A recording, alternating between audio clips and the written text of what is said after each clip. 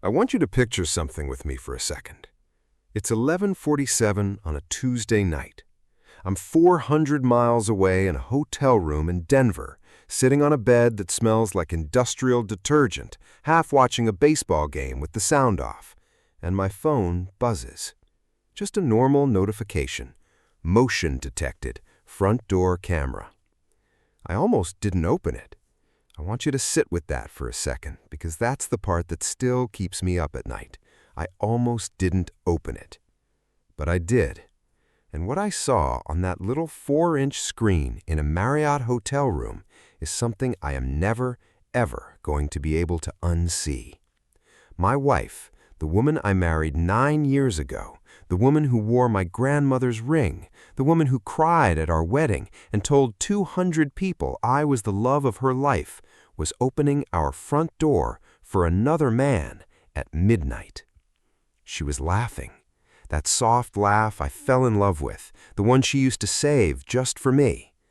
I sat there in that hotel bed and I watched my entire marriage collapse in real time on a security app I'd installed 8 months earlier because we'd had a package stolen off the porch. I didn't scream, I didn't call her, I didn't even move for almost 10 minutes. Instead, I did something that surprised even me. I hit record.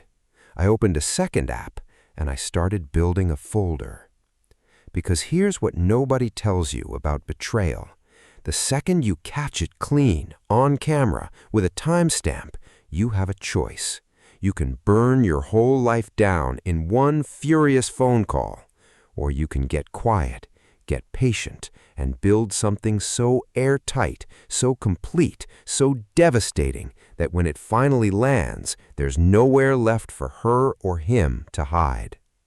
I chose the second one. And what I did over the next 6 weeks is the reason you're watching this video right now. Stick around, because by the end of this story, you're going to understand exactly why they say the quiet ones are the most dangerous. Hey, welcome back. If you're new here, I'm the guy who's about to tell you in first person exactly how my wife's affair got caught on our own home security system and exactly what I did about it once I had the proof. This is a long one, so get comfortable. Grab your coffee, your tea, whatever you've got. Put this on in the background if you need to, but trust me, you're going to want to actually watch parts of this. Before we get into it, if you haven't already, hit that subscribe button now. I say now because, trust me, by the time we get to the halfway point of this story, you are going to want to be part of this community when it's all over, and I don't want you to forget. I'll tell you this much right now, up front, so you know what you're signing up for. What I found on that camera in Act 1 is nothing compared to what I found out by Act 3. This gets so much worse before it gets better. There's a twist in this story that even I didn't see coming, and I lived it. Okay, let's go back to the beginning. Let's go back to how I met her.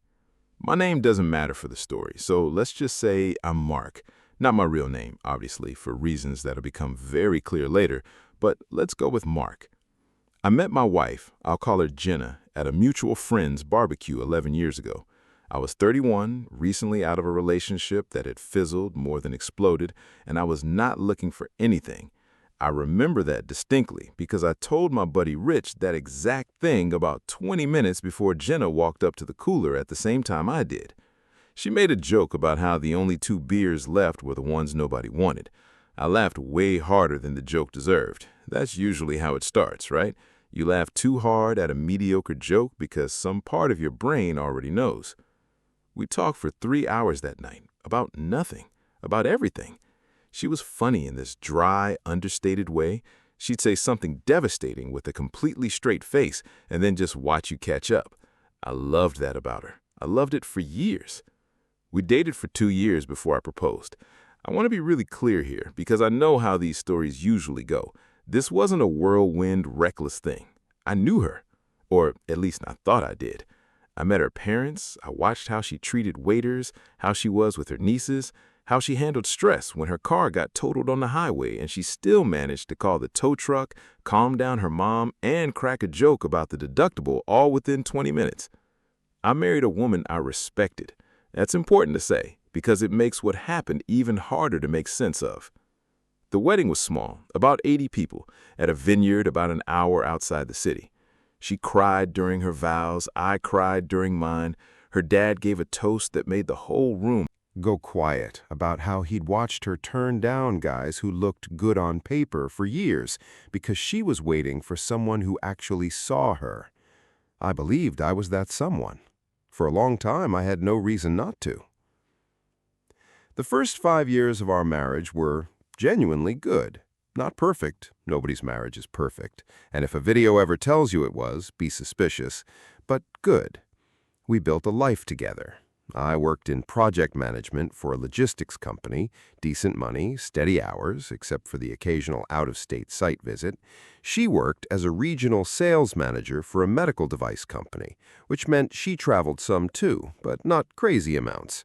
We bought a house in year 4, a modest 4-bedroom in a good school district. Even though we didn't have kids yet, we always said when, never if. Now here's where I want to slow down, because this is the part you need to pay attention to. This is the part where, looking back, I can see every single red flag laid out like a trail of breadcrumbs. At the time, I saw nothing. That's the thing about red flags. They only turn red in hindsight. In the moment, they just look like normal life. Red flag number 1. About 2 years ago, Jenna's job restructured her territory. Suddenly, she needed to travel more, not overnight trips, but she started leaving earlier and coming home later. She said it was because her new district manager was a stickler about FaceTime with clients.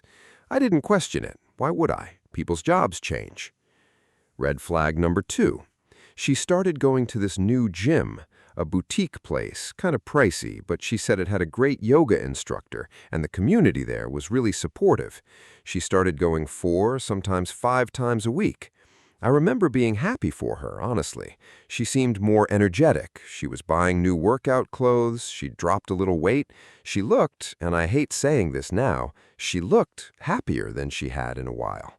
At the time, I thought that happiness was about her. I thought maybe she'd just found her thing, a hobby, a community.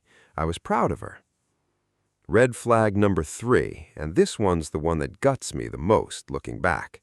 About 14 months ago, she started being weird about her phone.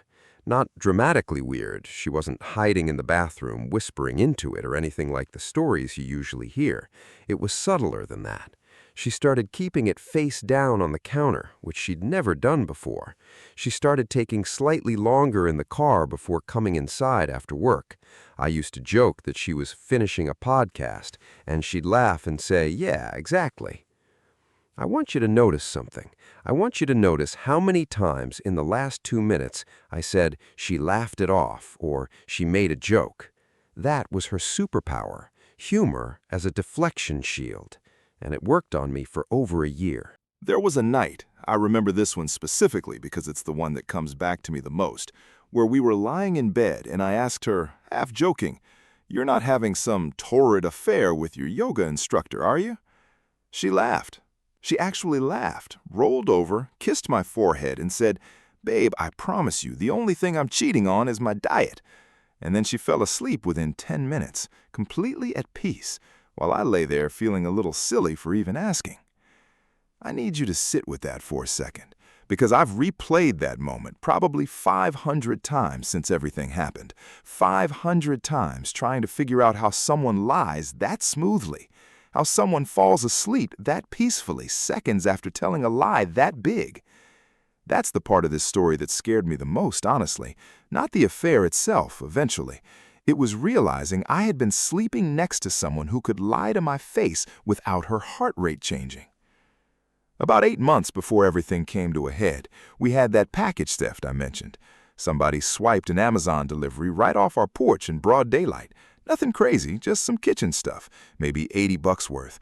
But it annoyed me enough that I spent a Saturday installing a full security camera system. Front door, back door, driveway, side gate, nothing fancy, just a decent consumer system that synced to an app on both our phones. I remember Jenna helping me set it up, actually. I remember her holding the ladder while I mounted the front camera, both of us laughing about how big brother we were being for a house in the suburbs. I remember her saying, "Now we'll finally catch whoever's stealing my Amazon packages." Neither of us said out loud what that camera would actually end up catching. By this point, on the surface, everything still looked normal. We still had date nights, we still went to her sister's kids' birthday parties together, we still, on the surface, looked like a happy couple heading into our 9th year of marriage. If you'd seen us at a restaurant during that stretch, you would have had no idea anything was wrong. That's what still messes with me the most, how good the performance was. But small things had started to shift. She'd stopped initiating date nights the way she used to. She'd become a little more irritable when I asked simple questions about her day. And there was a specific new habit. She started referring to a coworker named Derek more and more in casual conversation. Derek and I grabbed lunch before the client meeting. Derek's actually really good at the Q3 presentations, way better than our old regional guy. Nothing that screamed anything on its own, just a name that kept showing up the way names do when someone's trying to normalize a presence before they need to explain it. I want to be honest with you. At no point during this stretch did I think affair. Not once. I trusted her. Trust isn't naive, by the way. That's something I had to relearn. Trust is just what you build a marriage on, and if the other person decides to burn it, that's on them, not on you for having given it. 2 weeks before that night in the Denver hotel room, Jenna told me she'd been assigned a new work trip, a regional sales conference 3 hours away, Thursday to Saturday. She'd been to a dozen of these over the years. I didn't think twice. What I didn't know, what I wouldn't find out until much, much later, was that this particular conference would end up being the very thing that unraveled her entire double life. Because 2 nights before she was supposed to leave for it, I got called out of town myself for an emergency site visit in Denver. And that's the night, the exact night that changed everything. But what happened next, I never saw coming. Let's go back to that hotel room. Marriott, downtown Denver, room 412, if you're wondering. I remember every detail of that night with a clarity that almost feels unfair. You'd think trauma would blur things. For me, it did the opposite. It burned everything into HD. It's 11:47 p.m. I'm lying on top of the comforter in my work clothes, too tired to change, watching a Rockies game I don't even care about because my brain needs white noise. My phone buzzes. Motion detected, front door camera, 11:47 p.m. Now, normally I'd glance at it and swipe it away. Half the time it's a raccoon or a moth setting off the sensor. But something, I don't know what, maybe just boredom, maybe some instinct I didn't even register, made me open it. The video loads. Grainy, a little washed out from the porch light, but unmistakably clear. My wife opens our door. She's in a dress I don't recognize, not one from our closet, not one I had ever seen her wear. And she's not alone. A man steps into frame behind her, taller than me, younger looking, wearing a fitted button-down like he'd come straight from somewhere nice. He puts his hand on the small of her back as they walk inside. She's laughing. I sat straight up on that hotel bed so fast I nearly knocked my phone across the room. My hands were shaking. I remember my first thought wasn't even anger. It was disbelief so total that my brain tried to find literally any other explanation. A coworker helping carry something in, a neighbor, someone from her gym community dropping off a casserole dish, for God's sake. I was reaching for anything. Then the front door camera loses them as they move inside, out of frame.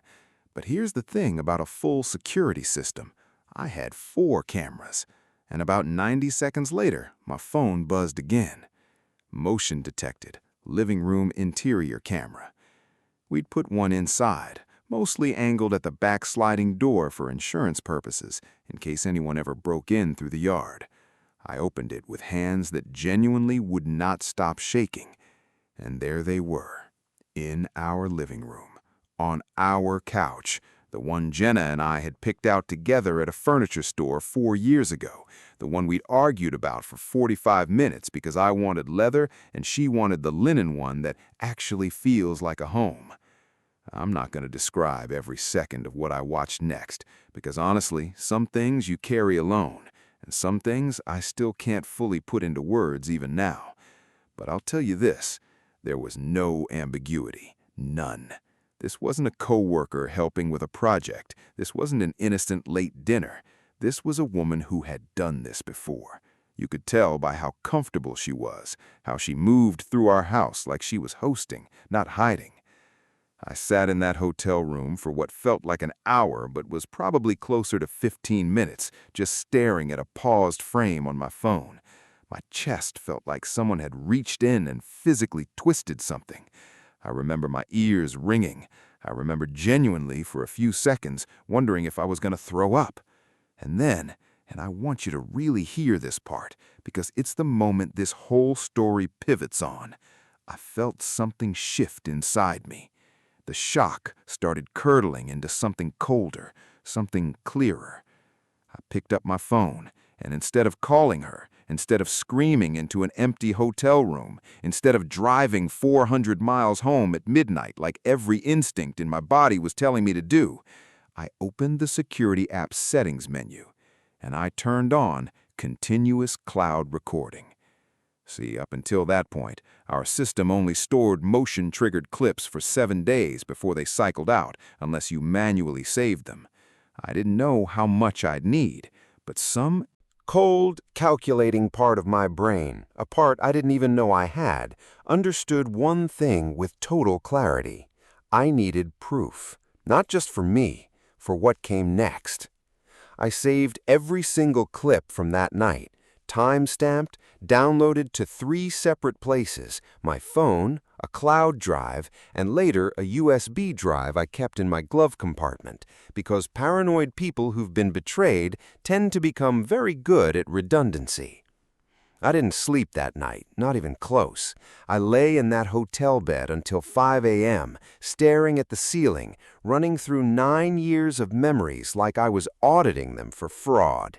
Every trip, every late night at the gym, every time she'd rolled over and kissed my forehead after telling me I was being paranoid. Around 6 a.m., I did something I'm not proud of, but I think anyone in my position would understand.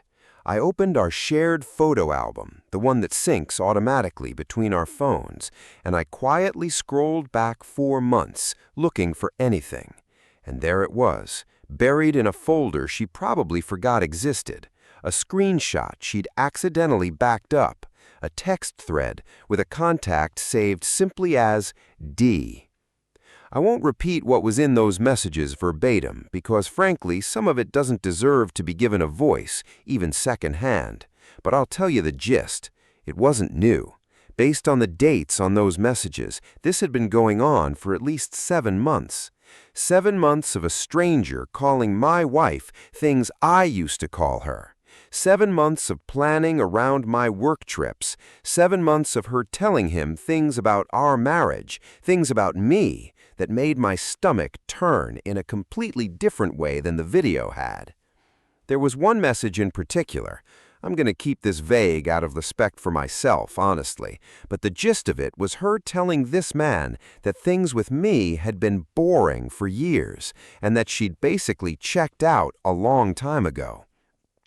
That one hurt more than the physical betrayal, if I'm being honest with you, because up until that message, some tiny, desperate part of my brain was still trying to construct a version of events where this was a moment of weakness, a mistake, something that happened to our marriage, not something she'd been actively curating and hiding from me while smiling at me across the dinner table.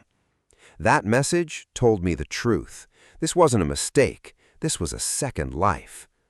I want to talk for a second about the why, because I know a lot of you watching are probably screaming that question at your screen right now. Why did she do it? And honestly, I don't have a clean answer, and I've spent a long time looking for one.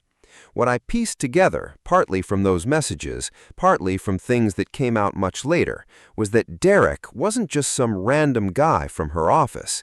He was a regional director at a competing company, someone she'd met at an industry conference almost 2 years earlier. Older than her by about a decade, divorced, wealthy in that flashy watch and car kind of way. From what I could tell, Those messages, he made her feel like something. Desired, chosen, exciting. All the words that honestly probably describe the early days of any relationship, including ours, except he got to be the fun, secret, escape from real life version while I was just real life. That's not an excuse for what she did. There is no excuse for what she did. But if you're looking for a why, that's the closest I ever got to one. She wasn't looking to leave a bad marriage. She was looking to have two good ones and hoping the math never caught up with her. I flew home 2 days later, exactly on schedule, like nothing had happened, and that, sitting across from her at dinner the first night I got back, watching her ask me how my trip went, watching her laugh at something on TV, watching her kiss me goodnight, that was maybe the hardest acting job I have ever done in my life. I remember lying next to her that first night home, staring at the ceiling, and having this thought crystallize with total clarity. If I confront her right now, tonight, in the heat of this, she gets to control the narrative. She gets to cry, apologize, blame the guy, blame stress, blame me somehow. I'd seen enough of these stories to know how it goes. She gets a version of events where she's the flawed but remorseful wife, and I'm the overreacting husband who can't move past one mistake, even though it clearly wasn't one mistake. I wasn't going to let that happen. Instead, I decided to do something that terrified me more than anything else in this entire story. I decided to keep going, to keep being the husband, to keep saying love you before bed, while quietly, methodically building a case so complete that when I finally pulled the trigger, there would be no story she could spin, no narrative she could control. I can't believe I'm about to say this, but for the next 6 weeks, I lived a double life of my own, except mine was built entirely out of patience, evidence, and rage I kept locked behind a completely calm face. But what happened next, I never saw coming. The first thing I did before anything else was talk to a lawyer. Not to file anything yet, just to understand my footing. I found a family law attorney 2 towns over, deliberately not the one Jenna's cousin used, deliberately not anyone connected to either of our social circles, and I laid it all out for her in a consultation. The security footage, the messages, our finances, our house, our joint accounts. She told me something that changed the entire trajectory of my plan. We lived in a state where infidelity, while not always directly determinative in a divorce settlement, could matter, particularly around things like dissipation of marital assets, which is a fancy legal term for spending shared money on an affair. My lawyer asked me one question that I've thought about probably 100 times since. Has she spent money on him? Hotels, gifts, dinners, anything? I didn't know, not yet. But I was about to find out. Here's where I need to be really clear with you, because I know some of you are already anticipating something dramatic, illegal, movie style. That's not what this is. Everything I did from this point forward, I did legally. I checked with my lawyer at every step. I want you to understand that the most satisfying revenge, the kind that actually holds up, the kind that can't be turned around and used against you, is the kind that never breaks a single law. Step 1. I pulled our joint bank and credit card statements going back 8 months. Nothing dramatic, just logging into an account I already had full legal access to as a joint account holder. And there it was once I actually looked, instead of glancing past it the way you do when you trust someone. A charge at a boutique hotel about 40 minutes from our house, twice a month, always on days I was traveling. A jewelry store charge I never saw a gift from. Restaurant charges on nights she'd told me she was at the gym or grabbing drinks with coworkers. She hadn't just cheated, She'd funded it with money that was half mine. Step 2, and this is the part that I know some of you are going to have big feelings about, I quietly reached out to a mutual friend of ours, someone Jenna trusted completely, someone who'd been at our wedding, someone who I knew, if approached the right way, would be horrified enough about the truth to help me. I'll call her Sam. I sat Sam down at a coffee shop, and I showed her one clip, just one. I watched her face go through about 6 different emotions in under 30 seconds, confusion, disbelief, and then this dawning, sick recognition, like pieces of a puzzle she didn't know she'd been collecting, suddenly slammed into place. Sam told me something that made my blood run cold in a whole new way. About 2 months earlier, Jenna had asked her to cover for her, told Sam that if I ever asked, Sam should say they'd gone to a spin class on a Thursday night. Sam had said yes without thinking twice, because why would she suspect anything? She thought she was just doing a friend a favor. She wasn't just guilty about being lied to. She was guilty about having unknowingly been used as a shield. Sam agreed, completely on her own, to help me, not to do anything illegal, just to keep her eyes and ears open, and to no longer unknowingly run interference for an affair she now knew the full shape of. Step 4 was the hardest part emotionally, and is the part I think about the most. I had to keep being present, fully present in our marriage. I had to keep having conversations about paint colors for the guest room, keep going to her mom's birthday dinner, keep lying next to her every night, pretending my whole world hadn't just been quietly detonated. There was one night, about 3 weeks into this, where she reached for my hand across the couch during a movie, and I almost broke. I almost just told her everything right there, because some exhausted, grieving part of me still loved the woman I married and desperately wanted this to be a nightmare I could wake up from. But I thought about that message, boring for years, checked out a long time ago, and I thought about how easily she'd said that while planning her next trip to that hotel 40 minutes away, and I let the feeling pass, and I squeezed her hand back, and I kept my face completely neutral. I can't believe I'm admitting this on camera, but that might be the single hardest acting performance of my entire life, and I did it for 6 straight weeks. Step 4 was where things really started coming together. I discovered, again, completely legally since it was our shared family calendar app that we'd both used for years to coordinate schedules, that Derek had a wife, a real, actual, current wife, not an ex like Jenna's messages had implied.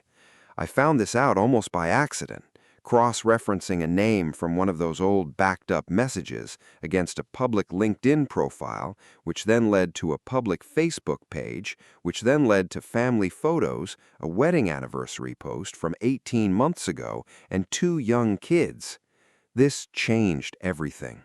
Because up until that point, my plan had really only been about my marriage, about proof, about protecting myself financially and legally in the divorce that was clearly coming, about walking away with my dignity intact and receipts to back up every claim I'd ever need to make. But now I knew there was another family on the other side of this, a woman who had absolutely no idea her husband was spending 2 nights a month at a boutique hotel with a stranger's wife, funded partly by money that should have gone to my mortgage. I sat with that for a few days. I want to be honest, I went back and forth on whether it was my place to say anything to Derek's wife. It felt like a huge decision, and not one I wanted to make out of spite or as a weapon. I wanted to make it because it was the right thing to do, for her, regardless of what it meant for my situation. My lawyer, when I brought it up, was careful with her advice.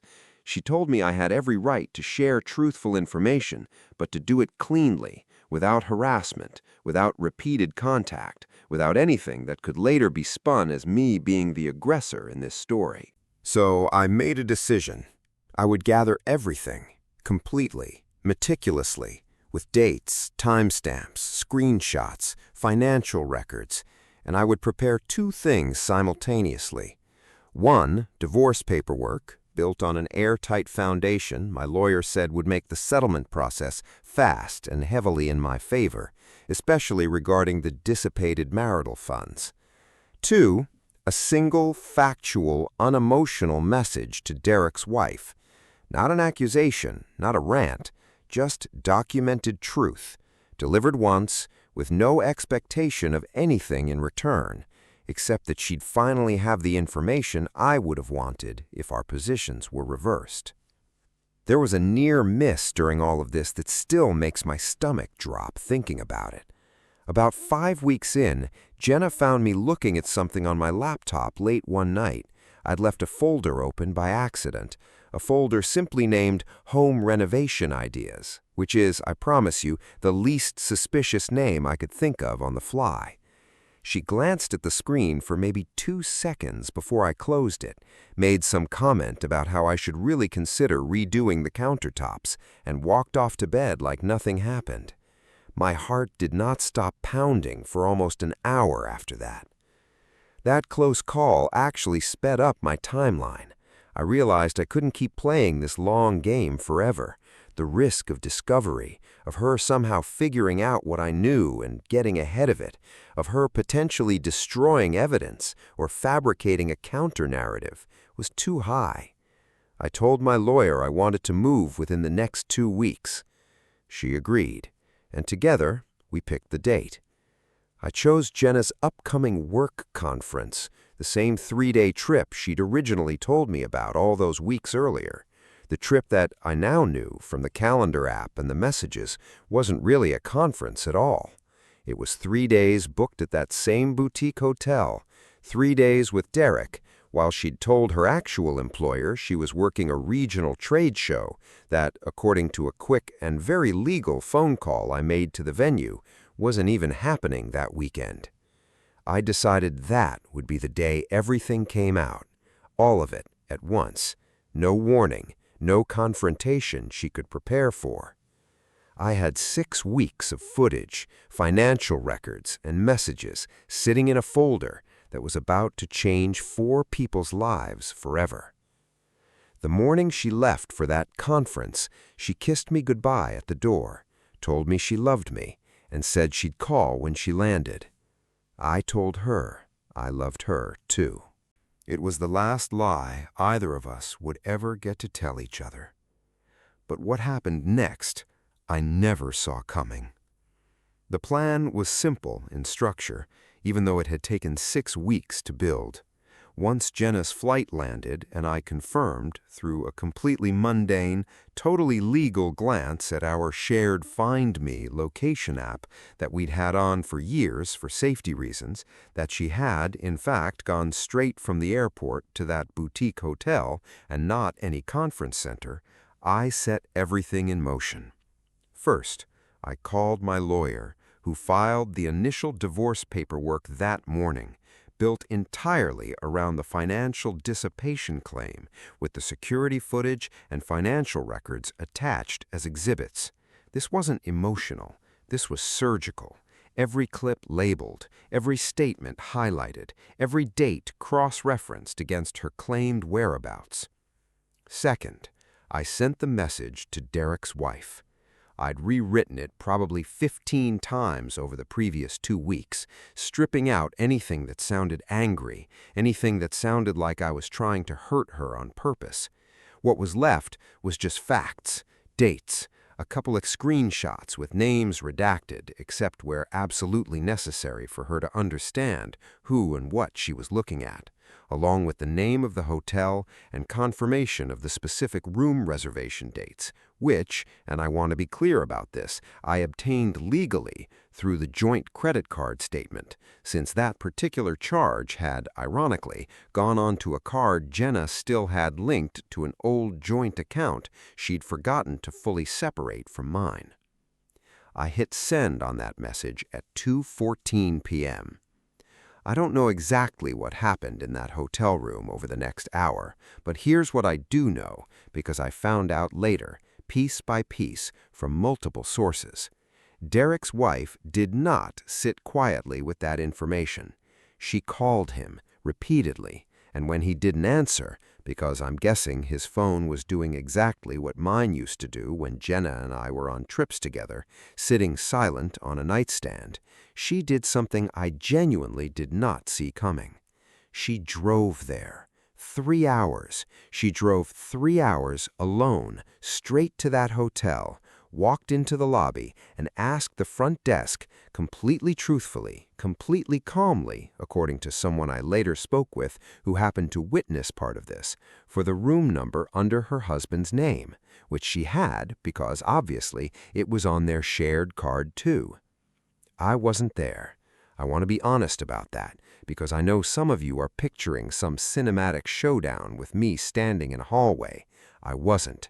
I was 400 miles away, sitting at my kitchen table, staring at a phone that had gone completely, eerily silent since I'd hit send that afternoon. But I got the full story about 90 minutes later in the form of 19 missed calls and about 40 unread texts from Jenna, followed by one voicemail that I still honestly have saved, even now. Her voice on that voicemail did not sound like the woman who had fallen asleep so peacefully after lying to my face all those months ago. It sounded shattered. It sounded like someone whose carefully built double life had just been detonated from both directions at once by two people she never expected to be in the same building on the same day at the same time. Here's what I pieced together happened in that hotel from Sam, who Jenna called in an absolute panic afterward, and who, bless her, relayed the whole thing to me almost verbatim, because by that point, Sam was fully, completely on my side. Derek's wife walked into that hotel room. There was screaming. There was Derek trying to explain himself in real time while his actual wife stood there holding printed screenshots of messages I'd sent her, messages that included things Jenna had said about me, about our marriage, things that painted a very clear and very damning picture of premeditation, not a single mistake. And here's the part where I want you to lean in a little, because this is the moment. This is the yes moment. The one where if you're anything like the people who've messaged me about this story, you're going to want to fist pump your steering wheel or whatever you're doing right now. Derek's wife didn't just confront them. She'd brought her phone. She recorded a good chunk of that confrontation, which, under our state's one-party consent laws, since she was a participant in the conversation, was completely, perfectly legal. And within that recording, according to what eventually made its way to me, was Jenna in a full-blown panic, saying something along the lines of, "This isn't what it looks like. I love my husband. I don't know what I was thinking," while standing in a hotel room she'd booked with a man she'd been seeing for over 7 months on money partially pulled from an account with my name on it. You cannot unring that bell. You cannot spin your way out of a recorded confession delivered in a moment of pure, cornered panic. I got that recording about a week later, actually. Derek's wife, once things had settled into the surreal, furious calm that comes after a bomb like that goes off, reached out to me directly. Not out of anger toward me, she made it very clear in that first message that she didn't blame me for any of this, but because she said she felt like I deserved to know exactly what had been said, the same way she'd deserved to know what I'd told her. We ended up talking for almost 2 hours on the phone that night, two strangers connected by the two people who'd betrayed us both, comparing notes like two detectives, closing out the same case from different angles. It was, weirdly, one of the most healing conversations I had in that entire period. Because for the first time since that night in the Denver hotel room, I wasn't the only person who fully understood what had actually happened. Now here's the twist. Here's the part I told you at the beginning of this video that I genuinely never saw coming. About 10 days after the divorce filing hit, and after word had clearly spread through Jenna's company, because as it turns out, Derek was not just some regional contact, he was technically a client-adjacent partner at a company that did regular business with Jenna's employer, and their little conference trip had been submitted as a business expense on both ends. Jenna got called into HR. Because that hotel charge, the one on our joint card, the one my lawyer had flagged as dissipation of marital assets for the divorce. Jenna had also submitted a nearly identical charge for the same weekend as a business travel reimbursement to her own company, claiming she'd attended that trade show that, as I mentioned, never actually happened that weekend. She hadn't just cheated on me, she'd committed expense fraud against her own employer to help fund it, and my divorce filing, through absolutely no plan of mine, purely because the timeline and financial records were now part of an active legal proceeding that her company's legal team eventually became aware of during discovery, ended up surfacing evidence that got her fired for cause. I didn't plan that part. I want to be completely honest with you about that, because I don't want to take credit for something I didn't orchestrate. But I won't pretend that when I found out, sitting in my kitchen reading the email update from my lawyer, I didn't feel something close to pure, undiluted justice. That's yes moment number 1 if you're keeping count. Here's yes moment number 2.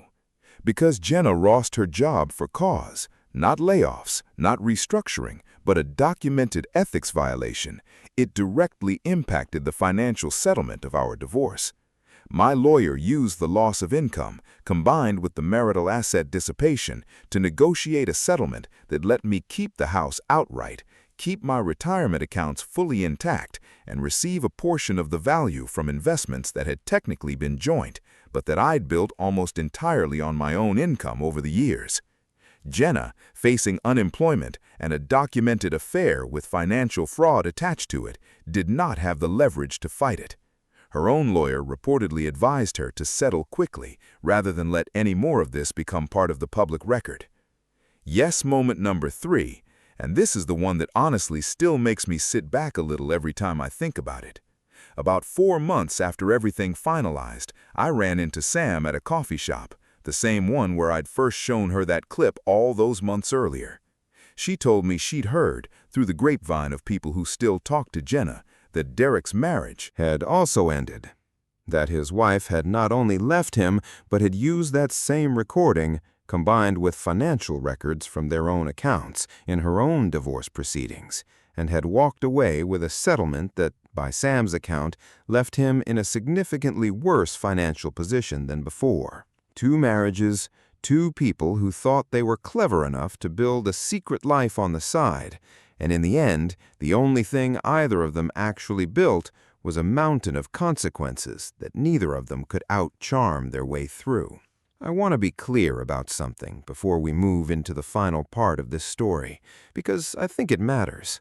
I didn't do any of this to be cruel. I didn't hack anything. I didn't harass anyone. I didn't lie or fabricate a single piece of evidence. Every single thing that happened, the divorce settlement, the message to Derek's wife, the fallout at her job, happened because the truth, laid out cleanly and calmly, is sometimes the most devastating weapon there is. The revenge wasn't really revenge, if I'm being honest with you. It was just the truth, delivered on my own timeline instead of hers. It's been a little over a year now since that night in the Denver hotel room. I sold the house eventually, actually. Turns out living in the place where I found out my marriage had been a lie for over 7 months wasn't exactly great for my mental health, no matter how much of a win keeping it in the settlement felt like at the time. I moved into a smaller place across town, quieter, mine.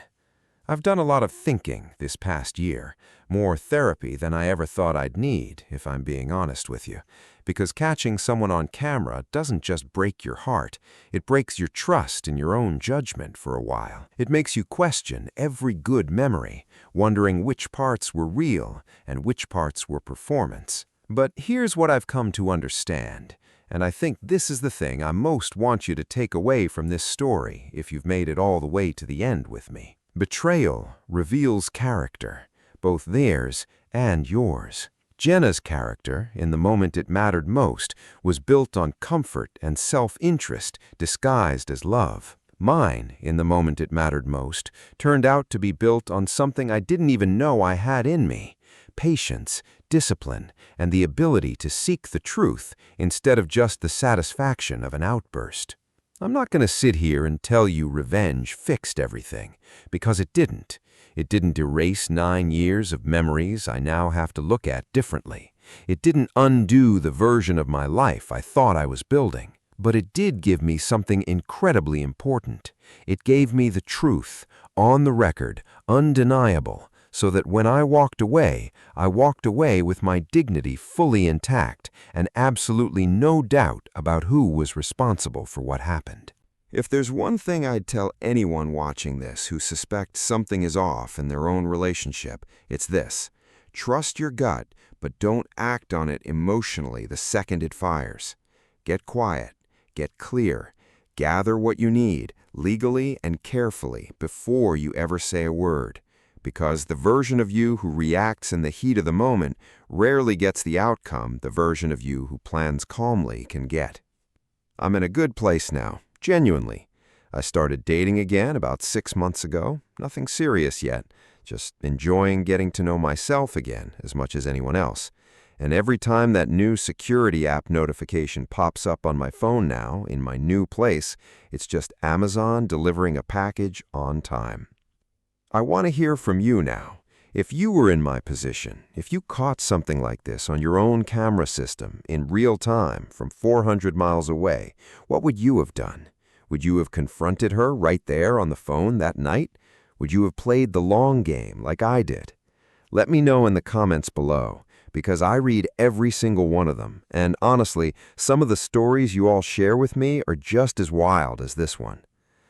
If this story hit you the way I think it did, do me a favor and hit that subscribe button, because I've got more stories just like this one coming, and trust me, you do not want to miss what's coming next. Thanks for sitting with me through this one. Take care of yourselves, and take care of your peace.